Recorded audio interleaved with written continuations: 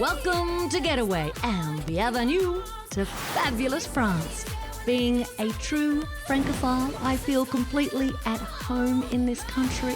Look what we have woken up to. From the food, I'm not sharing this. to the wine, the people and the scenery. View is incredible. It's all très bon. Over the next half hour, we will showcase Paris, the gateway to this beautiful country, before heading to Bordeaux and then the glorious Rhone River in the south and the Seine in the north. So sit back and enjoy.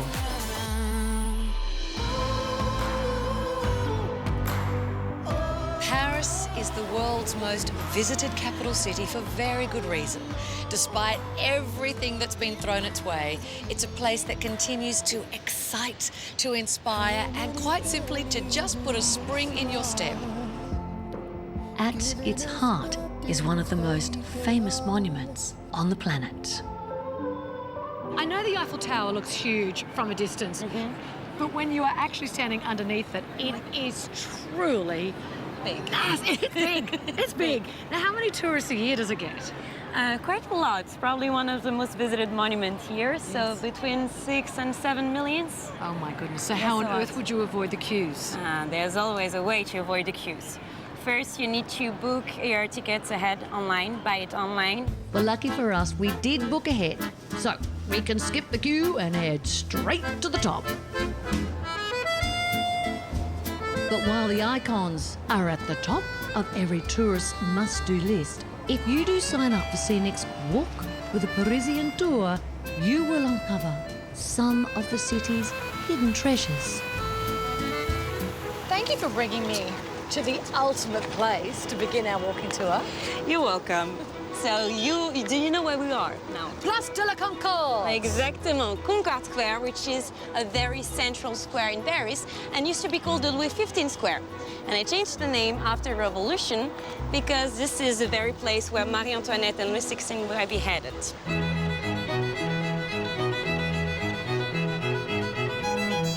It's with a local like Marie that you can find the secret spots where the Parisians hang out. There's no tourists. 50 metres away. Exactly. The Tuileries Garden is between the Place de la Concorde and the Louvre, but there is none of the crowds Paris is known for. This is where the Parisians come to play. What should I not do when I'm here? How do I fit in? Try to act like you're not a tourist. Don't walk around with your selfie stick. That's not a good sign, usually. And try to learn at least a little bit of French. Just basic words like merci, bonjour, ça va, je voudrais, s'il vous plaît. Simple things like that, and it will help you already. Marie tells me the locals do still go to all the popular cafes, but they tend to grab takeaway and head straight to the park. Personally, anytime I'm here, I gotta go to Angelina's. I need you to hold on. Heaven is a place not too far away. When I first came to Paris around about 21 years ago, I was given the advice, do one thing, go to Angelina's for a hot chocolate. It is famous for its hot chocolate. It's so thick. Now, I gather the French are very proud of their pastries here. We are, because I think we do the best pastries. Nothing is too heavy, nothing is too sweet. That's how you can recognize a good pastry from a bad one, in my opinion, because the point is for you to be able to eat another piece. Oh my gosh, look at that. Okay, here we go. You ready?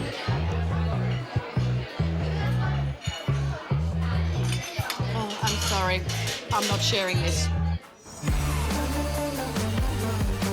After a totally dreamy couple of days in Paris, it's time to bid this city of love au revoir and embark on our journey through the breathtaking region of Bordeaux.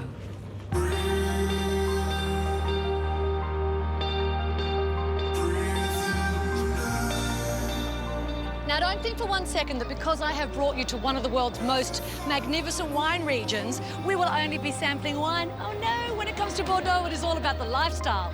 Surveys have found that for most French, this is the city they would choose to live in. Now, what will strike you most about Bordeaux, other than its vibrant energy, is its sheer beauty. it's actually now regarded as the second most beautiful city in all of France, behind Paris, bien sûr.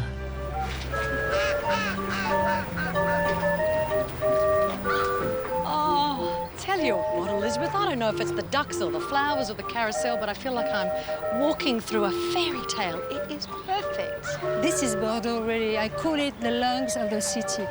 Just beautiful, all the green, the trees, the flowers. I like it very much. It's one of my favorite places.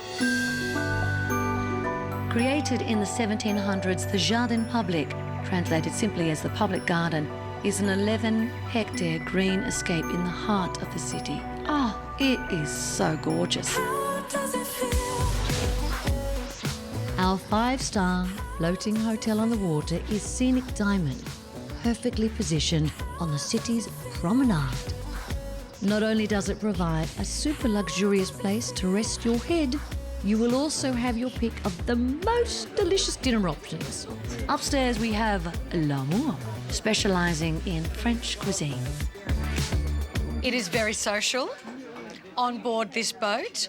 I will let you know now, if you're travelling on your own like I am, you will make friends wherever you go. I love the fact that Jim and I, we've met tonight, and Jim has not stopped talking from Getaway. You'll have a ball on board. From Bordeaux City, we are headed off on the Garonne River to see more of the sights of this beautiful region.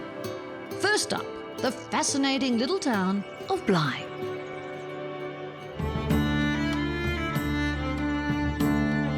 In the 17th century, Blime was the gateway to Bordeaux, and this defence system, now known as the Blime Citadel, was constructed to protect the region from invasion. Hostile vessels attempting to pass this iron blockade were greeted by relentless crossfire from the three forts. Rising like a behemoth up from the Gironde. They are the dramatic words of my guide that I am listening to here. I wish I could claim those words to be my own, but no, they are on this little device which Scenic offers you. So if you want to wander independently and not miss any of the juicy history, all the little details of everywhere that you wander to, this is going to be your friend. And also, you can make the most of the wonderful accent of the guide on here. I love his voice.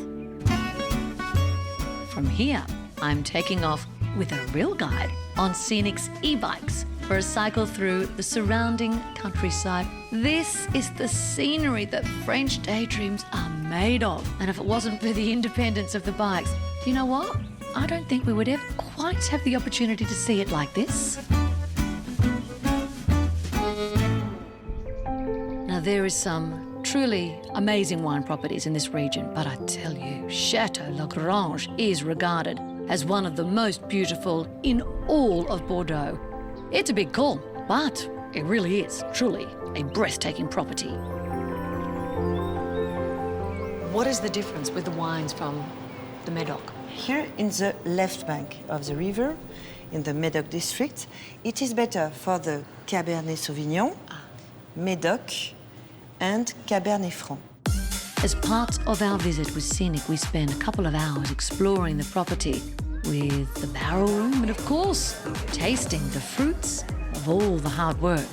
In my opinion, drinking a wine alone is boring. When I drink a wine alone, it doesn't taste good. For me, a wine is social. You need to speak about the wine, to tell a story. It enhances the experience to share it with others. Always, always. The wine is that. Gin,